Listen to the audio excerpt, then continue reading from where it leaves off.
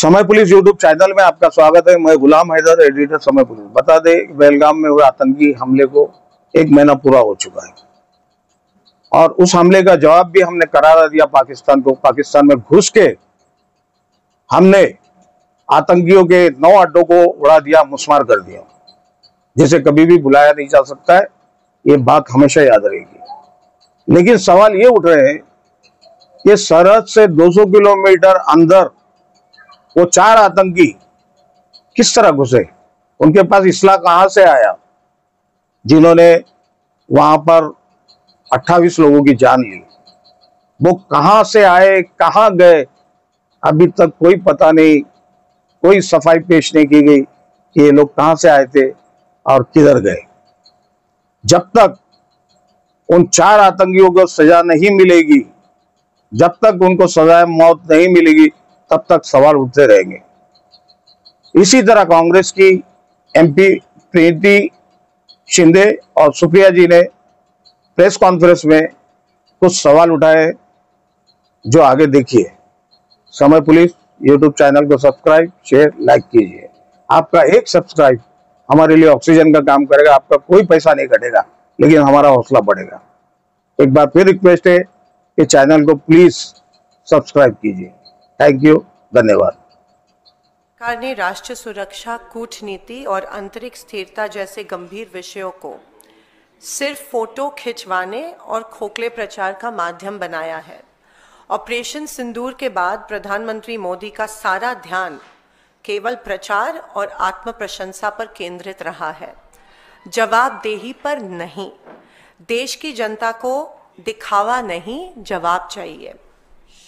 पहलगाम में हुए क्रूर आतंकी हमले में हमारे देश के 26 मासूम लोगों को अपनी जान देनी पड़ी और उसके बाद में जो ऑप सिंदूर हुआ, उधर हमारे बहादुर सुरक्षा कर्मियों की शहादत भी हुई। उसके बाद देश आज तक प्रतीक्षा कर रहा है कि जो 4 आतंकवादी इस हमले में जिन्होंने हमला किया, जिन्होंने हमारे 26 लोगों की हत्या की, वो कहाँ है? क्या सरकार उनको गिरफ्तार क्यों अभी तक नहीं कर पाई है? क्या सरकार उनकी गिरफ्तारी को लेके कुछ कार्रवाई कर रही है? मैं मोदी जी को पूछना चाहती हूँ कि क्या हमारी सरकार आतंकियों को गिरफ्तार करने में असफल हुई है? अमेरिका के राष्ट्रपति डोनाल्ड ट्रंप ने सऊदी अरेबिया में स्टेटमेंट दी कि मैंने ट्रेड थ्रेट, व्यापारिक दबाव डालकर इंडिया और पाकिस्तान के बीच सीज फायर करवाया। मैं मोदी जी को पूछना चाहती हूँ, क्या भारत सरकार को इस सीज फायर अनाउंसमेंट के बारे में एडवांस नोटिस थी कि क्या ट्रंप इस तरह का ट्वीट करके, ट्रंप एक थर्ड पार्टी, अमेरिका एक थर्ड पार्टी ने सीज फायर की अनाउंसमेंट जब की, तब क्या भारत को इसके बारे में पता था? आज सुबह ट्रंप ने और एक घोषणा की कि सीज फायर उनके वजह से हुई है। जब ट्रंप ने ये स्टेटमेंट की थी, तब तक we had an upper edge, हम जंग ऑलमोस्ट जीत रहे थे। लेकिन ट्रंप की घोषणा के बाद हमारे देश को बहुत कमजोर हमारे देश की सरकार ने दिखाया। हमको कोई थर्ड पार्टी इन्वॉल्वमेंट की जरूरत नहीं थी। हमें कोई थर्ड पार्टी देश की इंस्ट्रक्शन की जरूरत नहीं थी कि अब सीज फायर होनी चाहिए। हम सक्षम हैं, हम कर सकते थे जो इंदिरा गांधी जी ने तब कर दिखाया था। एक हार्ड लाइन और निक्सन को लिख के पाकिस्तान को दूसरे दिन सरेंडर करवाया था। लेकिन जब ट्रंप ने ये स्टेटमेंट दी, तो क्या इंडियन गवर्नमेंट, क्या मोदी सरकार वॉज इट कॉट अनअवेयर? और क्या इस स्टेटमेंट के वजह से हमारे आर्म्ड फोर्सेस, जिन्होंने इतनी अच्छी कारकिर्दी की थी ऑप सिंदूर में, क्या वो डीमोरलाइज हुए और उनके साथ पूरे देश की जनता इस स्टेटमेंट के वजह से डीमोरलाइज हुई? और इसके लिए कौन जिम्मेदार है? मोदी सरकार ने तुरंत इसके बारे में प्रतिक्रिया देनी चाहिए थी, जो सरकार ने नहीं दी। मोदी सरकार इस अपमानजनक दावे पर चुप आज तक क्यों है? क्या यही वह कीमत है जो भारत को अंतर्राष्ट्रीय दबाव के आगे झुकने के बदले चुकाने पड़ रही है? Is the Modi government responsible in making India look weak in the entire global spectrum?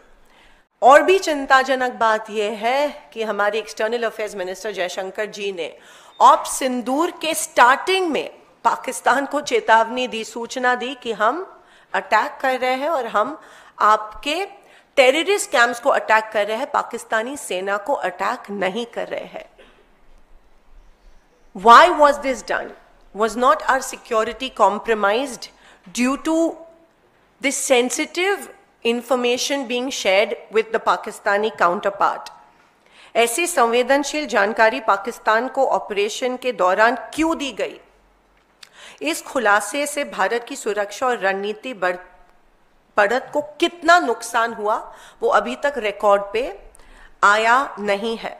खास करके क्या इस स्टेटमेंट और इस इंफॉर्मेशन के वजह से हमारे एयरफोर्स को कोई नुकसान हुआ, वो भी compromise? Was our security compromised? Is the question I would like to ask mister Modi. और जब लीडर ऑफ ऑपोजिशन ने इसके बारे में ट्वीट किया तो एक्सटर्नल अफेयर्स मिनिस्ट्री से कोई क्लैरिफिकेशन नहीं आया कि उनके ऑफिस से ये इंफॉर्मेशन आ रही है कि इंफॉर्मेशन ऑपरेशन सिंदूर के पहले दौरान दी गई थी, लेकिन उन्होंने क्लियरली रिकॉर्ड पे लाया कि ऑपरेशन सिंदूर के स्टार्ट के पहले दी गई थी। तो क्या सरकार बैकफुट पे जा रहा है और क्यों इस देश की जनता को क्लैरिफिकेशन इसके बारे में मिल नहीं रहे कि सेंसिटिव इंफॉर्मेशन इंडिया के अटैक के बारे में पाकिस्तान के साथ क्यों शेयर की गई थी? आज पहलगाम के आतंकी हमले को ठीक 1 महीना हो गया। 22 अप्रैल की तारीख को 4 दुर्दांत आतंकवादी हिंदुस्तान की सरहद में आए और हमारे 28 लोगों की, निर्दोष लोगों की निर्मम हत्या करके फरार हो गए। ये हिंदुस्तान की सरहद में 200 किलोमीटर अंदर असलहे लेकर आए और उसके बाद ये कहां चले गए अभी तक नहीं पता है। हमारी शूरवीर सेना ने पाकिस्तान में आतंकी कैंपों को ध्वस्त किया, खूब सारे आतंकियों को मारा, लेकिन जब तक इन 4 दुर्दांत आतंकवादियों की हत्या नहीं की जाती है, जब तक ये मौत के घाट नहीं उतारे जाते हैं, जब तक इनको सबक नहीं सिखाया जाता है और नजीर नहीं पेश की जाती है, तब तक शहीद परिवारों को न्याय नहीं मिलेगा। आज सवाल ये है कि 1 महीने बाद भी ये लोग कहां फरार हैं? इनको जमीन निगल गई, आसमान में चले गए, ये कहां चले गए? इन 4 आतंकियों को पकड़ना पड़ेगा, इनकी नजीर बनानी पड़ेगी, जिससे कि इस देश के खिलाफ गंदी निगाह और सोच रखने वालों की रूह कांप जाए और तभी शायद शहीद परिवारों को भी न्याय मिलेगा।